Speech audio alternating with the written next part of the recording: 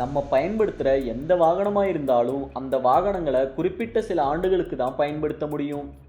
அந்த வாகனங்கள் எவ்வளவு சிறந்ததாக இருந்தாலும் எவ்வளவு அதிக விலையாக இருந்தாலும் அதோட ஆயுளும் ஒரு நாள் முடிஞ்சு தான் போகும்.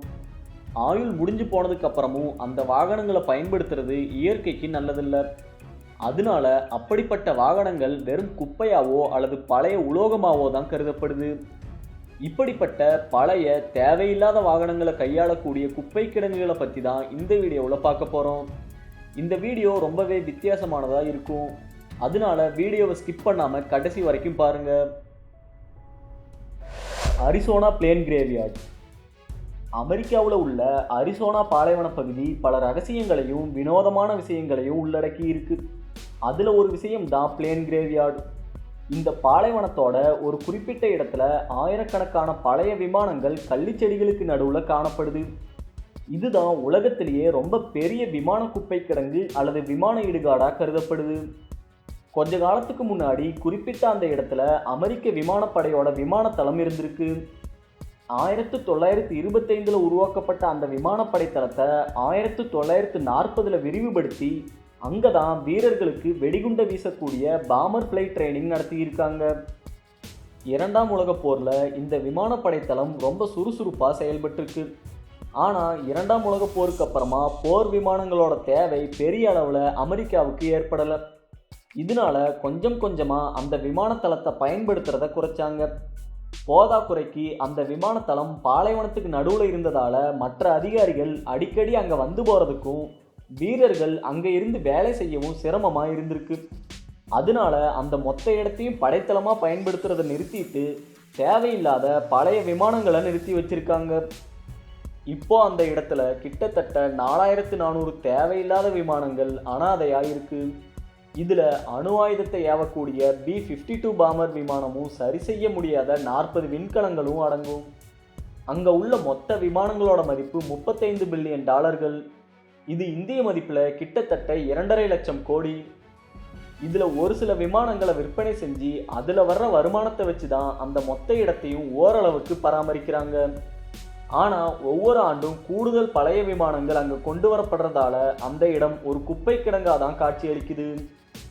இந்த இடத்துல தான் டிரான்ஸ்ஃபார்மர்ஸ் திரைப்படத்தோட 2வது பாகமான ரிவெஞ்ச் ஆஃப் தி ஃபாலன் திரைப்படத்தோட சில காட்சிகளை ஷூட் பண்ணாங்கங்கிறது குறிப்பிடத்தக்கது. சேட்டிலான் கார் கிரேவ்யார்ட்.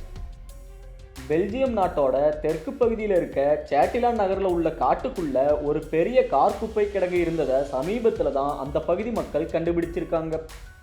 அந்த இடத்துல 70-80 ஆண்டுகள் பழமையான சாதாரண கார்களில் இருந்து BMW, பென்ஸ் மாதிரியான விலையுயர்ந்த கார்களும் கேட்க யாரும் இல்லாமல் அனாதையாக இருந்திருக்கு. அந்த இடத்தை பற்றி விசாரித்ததில் அந்த இடத்தை பற்றின உண்மைகள் தெரிய வந்திருக்கு. அதன்படி 2ஆம் உலகப் போர் சமயத்தில் இராணுவ வீரர்கள் நிறைய பேர் அவங்க கார்களை போரில் இருந்து பாதுகாக்க அந்த காட்டுப்பகுதியில் நிறுத்தியிருக்காங்க. போர் முடிஞ்சதுக்கு அப்புறமா அந்த கார்களை சில வீரர்கள் மறந்தே போயிட்டாங்க. இன்னும் சில வீரர்கள் அந்த இடத்துக்கு வந்து பார்த்தப்போ எல்லா கார்களும் வெயில் மற்றும் மழையால் மோசமாக பாதிக்கப்பட்டு பயன்படுத்த முடியாத நிலையில் இருந்திருக்கு. அப்படியே எடுத்துகிட்டு போனாலும் அதுக்காக அதிக வரி மற்றும் அதிக போக்குவரத்து செலவு செய்ய வேண்டி இருந்தது. இது மட்டும் இல்லாமல் ஒரு சில கார் உரிமையாளர்கள் போரில் இறந்து போயிட்டாங்க. இந்த காரணங்களால் சேட்டிலான் காட்டுக்குள்ளே நிறுத்தப்பட்ட கார்கள் அப்படியே இருந்து வந்திருக்கு. சுமார் 75 ஆண்டுகளுக்கு அப்புறமா இப்போ அந்த கார்கள் வெயிலாலையும் மழையாலையும் மோசமாக பாதிக்கப்பட்டு துருப்பிடிச்சு நொறுங்கி போய் வெறும் குப்பையாக காட்சியளிக்குது. இந்த கார்கள் மோசமாக துருப்பிடிச்சிருக்கதால அதை எடுத்துகிட்டு போய் ஒன்றும் செய்ய முடியாதுன்னு யாருமே அந்த கார்களை அகற்ற எந்த நடவடிக்கையும் எடுக்கலை. அதனால அந்த காட்டோட குறிப்பிட்ட பகுதி வெறும் கார் குப்பை கிடங்கா காட்சியளிக்குது. Volkswagen car graveyard. ஜெர்மனியைச் சேர்ந்த வோல்க்ஸ்வேகன் நிறுவனம் பல ஆண்டுகளாக பெரிய ஊழலில் ஈடுபட்டதை 2015ஆம் ஆண்டு செப்டம்பர் மாதம் அமெரிக்க சுற்றுச்சூழல் அதிகாரிகள் கண்டுபிடிச்சிருக்காங்க. அதன்படி வோல்க்ஸ்வேகன் நிறுவனம் அவங்க நிறுவனத்தோட வோல்க்ஸ்வேகன் மற்றும் ஆடி காரில் சில மாடல்கள் அதிக மாசுக்களை வெளிப்படுத்தும்னு தெரிஞ்சு அதை சோதனையில் யாரும் கண்டுபிடிக்க கூடாதுன்னு சில குளறுபடிகளை செஞ்சுருக்காங்க. இதுக்காக அந்த கார்களோட கம்ப்யூட்டர் சிஸ்டத்தில் ஒரு சாஃப்ட்வேரை இன்ஸ்டால் பண்ணியிருக்காங்க. அந்த சாஃப்ட்வேர் காரில் இருந்து ரொம்ப குறைவான அளவு மாசு வெளியாகிற மாதிரி தான் காட்டும். லேபில் கார் கம்ப்யூட்டர் மூலமாக டெஸ்ட் பண்ணாலும் சுலபமாக அதை கண்டுபிடிக்க முடியாது. இருந்தாலும் அமெரிக்க சுற்றுச்சூழல் அதிகாரிகள் எப்படியோ இதை கண்டுபிடிச்சிட்டாங்க.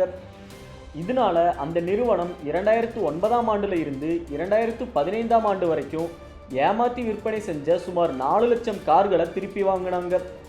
இந்த எல்லா கார்களையும் என்ன செய்யறதுன்னு தெரியாம அமெரிக்காவோட பழைய விமான நிலையத்திலையும் ஆள் நடமாட்டம் இல்லாத சில இடங்கள்லையும் குப்பை மாதிரி நிறுத்தி வச்சிருக்காங்க. அந்த இடங்கள்ல உள்ள கார்கள் எல்லாமே அதிகபட்சமா 6 ஆண்டுகள் மட்டுமே ஆன புது கார்கள். அமெரிக்காவுக்கு அடுத்தபடியா மற்ற நாடுகள்லையும் வோல்க்ஸ்வேகன் நிறுவனத்துக்கு எதிராக நடவடிக்கை எடுத்தாங்க. இந்தியாவிலையும் அந்த நிறுவனத்துக்கு 500 கோடி ரூபாய் அபராதம் விதிச்சு ஏற்கனவே விற்பனை செஞ்ச 3,40,000 கார்களை திருப்பி வாங்கும்படி தேசிய பசுமை தீர்ப்பாயம் ஆணையிட்டிருக்கு. சிட்டகாங் பங்களாதேஷில் இருக்கக்கூடிய ஒரு பிரபலமான துறைமுக நகரம் தான் சிட்டகாங். பங்களாதேஷோட பெரிய துறைமுகம் அமைஞ்சிருக்கக்கூடிய இந்த நகரம் பூமியோட அதிக மாசுபட்ட இடமாகவும் கருதப்படுது. இந்த இடத்துல உள்ள கடல் நீர் முழுக்க கப்பலோட என்ஜினில் பயன்படுத்துகிற என்ஜின் ஆயில் மாதிரியான எண்ணெய் கழிவுகள் கலந்திருக்கும். அதே மாதிரி துறைமுகத்தை சுற்றி பல கிலோமீட்டருக்கு மண்ணில் இரும்பு துகள்களும் சின்ன சின்ன இரும்பு துண்டுகளும் மற்ற உலோக கழிவுகளும் இருக்கும். இதுக்கு காரணம் உலகத்தோட பெரும்பாலான நாடுகளைச் சேர்ந்த கப்பல்கள் அதோட ஆயுட்காலம் முடியும் போது இங்கே வச்சு தான் தனித்தனி பாகங்களாக பிரிக்கப்படுது. 1950களோட தொடக்கத்தில் பல நாடுகள் பழைய கப்பல்களை மறுசுழற்சி செய்ய புது புது விதிமுறைகளை கொண்டு வந்தாங்க. அந்த ரூல்ஸை ஃபாலோ பண்ணி பழைய கப்பலை ரீசைக்கிள் பண்ணால் எந்த லாபமும் கிடைக்காது. 1960ஆம் ஆண்டு கிரேக்க நாட்டு கப்பலான எம்டி ஆல்பைன் புயலில் சிக்கி சேதமடைஞ்சி சிட்டகாங் பகுதியே வந்து சேர்ந்திருக்கு. அந்த கப்பலை மறுபடியும் சரி செய்ய முடியாதுங்கிறதால அதோட உரிமையாளர் மறுசுழற்சிக்கு விற்பனை செய்ய திட்டமிட்டிருக்காங்க. இதை பற்றி கேள்விப்பட்ட சிட்டகாங் ஸ்டீல் ஹவுஸ் நிறுவனம் அந்த கப்பலை விலைக்கு வாங்கி மறுசுழற்சி செய்ய முடிவு செஞ்சிருக்காங்க. அதன்படி அந்த கப்பலை விலைக்கு வாங்கி அடுத்த சில ஆண்டுகளில் கப்பல் பாகங்களை தனித்தனியாக பிரித்து மறுபயன்பாடு செஞ்சுருக்காங்க. அந்த சமயத்தில் வறுமையில் இருந்த பங்களாதேஷ் நாட்டினர் இதை ஒரு முதன்மை தொழிலாக எடுத்து செய்யலாம்னு முடிவு செஞ்சுருக்காங்க. அந்த சமயத்தில் இந்தியாவிலையும் நிறைய பழைய கப்பல்களை மறுசுழற்சி செஞ்சுக்கிட்டு தான் இருந்தாங்க. ஆனால் இந்திய அரசு கப்பலை மறுசுழற்சி செய்யும் போது கடல் வளம் பாதிக்கப்படுறதா சொல்லி ஒரு சில பாதுகாப்பு விதிமுறைகளை கொண்டு வந்தாங்க. அந்த விதிமுறைகளை நிறைவு செய்யாத கப்பல்களை திருப்பி அனுப்புனாங்க.